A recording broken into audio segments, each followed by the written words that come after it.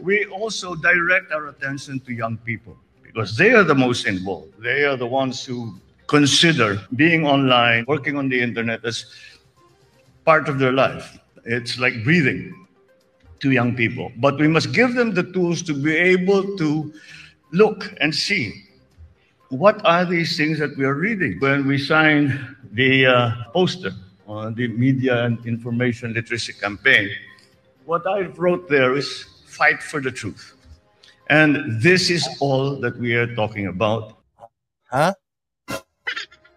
Fight for the truth? Kasi yung katotohanan, depende yan sa tao eh. Meron kasing mga katotohanan na pabor sa'yo.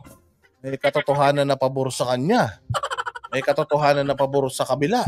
Ang tanong kasi is, sino ang magdideclare or magdidistinguish whether, kung halimbawa tayong dalawa, nagtatalo tayo, sino yung magdidistinguish or magsasabi, magre-referee sa ating dalawa na magsasabi na siya yung mali, ikaw yung tama. Pero kung gagamitin mo yung kabataan para sabihin mo na kailangan magkaroon tayo ng kampanya para sa katotohanan lamang.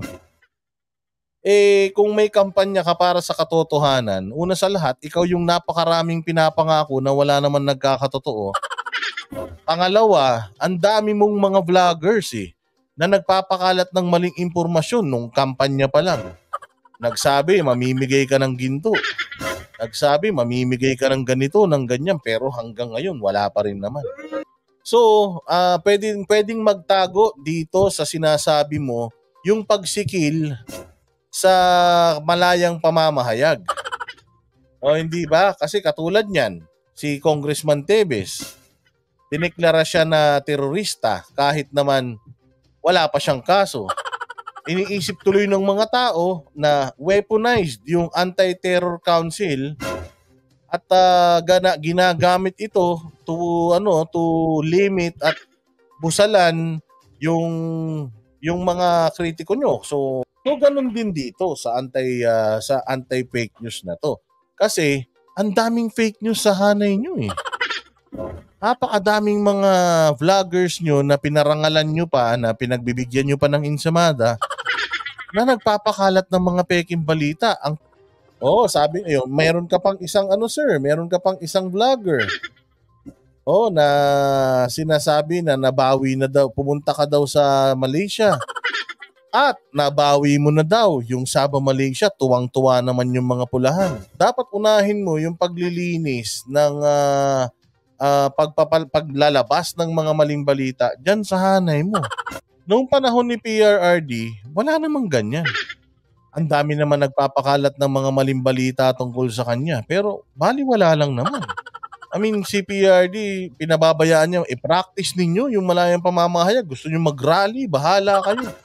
Kasi karapatan niyo yan eh. Pero parang alam mo yon, yung ramdam mo na sakal ka. Ramdam mo na hindi mo magawa yung mga gusto mong gawin. Unang-una sa lahat, problemado ang kapulisan, kalat ang droga, tapos nagkalat na naman yung mga scammer. And this is as much as we are talking about. What we are fighting for is the truth.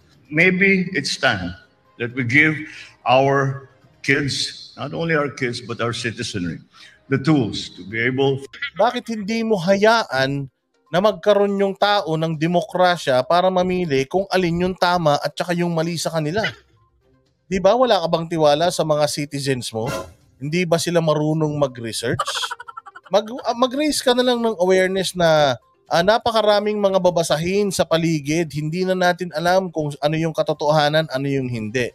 So I would like to raise an awareness sa mga may mga access sa mga balita sa mundo, sa Pilipinas, na mag-research, challenge what you are reading.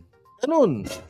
Diba? Parang martial law naman tayo pagka ganyan. Katulad niyan, yung issue sa Okada. Katulad ng sinasabi nito ni Mosali. Yung issue sa Okada. Kasi nga, ang daming mga lumalabas na balita tungkol sa Okada. Ano yan? So dahil medyo parang nasasangkot yung grupo ninyo dyan. Pwede nyo nang sabihan na fake news yan, take it down. O paano naman, di ba? Paano naman yung mga tao na interesado talaga sa balita na yan? So, kayo na ang magdidesisyon whether this is fake or this is not. For them to tell what is important, what is not, what is relevant, where the sources of these information comes from. We have all heard the phrase, know your source. So that is perhaps the first step that we can do for our people. And we must allow everyone to be able to discern for themselves. We will help them, but people have to learn to be able to discern for themselves what is real. Oh, alam mo, sa totoo lang, President Marcos, ang dami mong inaasikaso. Ang dami mong gustong gawin. Wala ka naman nagagawa. Na ngayon, gusto mo namang pakialaman yung mga balita na nagsisirculate. Lamanan mo kaya muna yung mga sikmura ng iyong mga mamamayan. Gawin mo muna kayang 20 pesos yung bigas. Yun yung una mong Yun yung una mong ipinangako eh. O kaya ano mo muna, mag-ano ka muna mga trabaho. Gumawa ka muna ng mga trabaho para magkaroon ng trabaho yung mga standby dyan. Kaya madami na fake news. Alam mo kung ba't marami na fake news sa Pilipinas? Sobrang haba nung time nila sa social media. Sobrang haba nung time nila para ma-expose sa mga clickbait na mga content at topic sa YouTube at Facebook. So kasi nga walang mga trabaho. O kaya ang lahat ng mga kabataan natin ang gagaling sumayaw. Dahil diyan sa TikTok na yan kasi nga kulang tayo sa trabaho. Hindi busy ang mga Pilipino. Sobrang haba ng time nila sa social media kasi nga hindi sila abala. Pero tugunan mo yung yung mga issue sa bayan natin, yung mga baha, yan ang tugunan mo. Yung mga nasalanta, yun ang unahin mo. Yung fake news na yan, hindi masyadong hindi masyadong critical yan. Oo, hindi masyadong critical yan kasi yan nga ang ginamit nyo, kaya kayo nanalo, fake news eh. At saka yan ang mga atupagin nyo, yung mga ganun. Hindi yung mga fashion show kayo. Fashion show pa kayo sa Malacanang. Ang daming nabaha, ang daming walang trabaho, ang daming gutom, ang daming nanghihingi ng tulong at ayuda. Tapos yung pamilya nyo, meron pa kayong fashion show dyan sa Malacanang.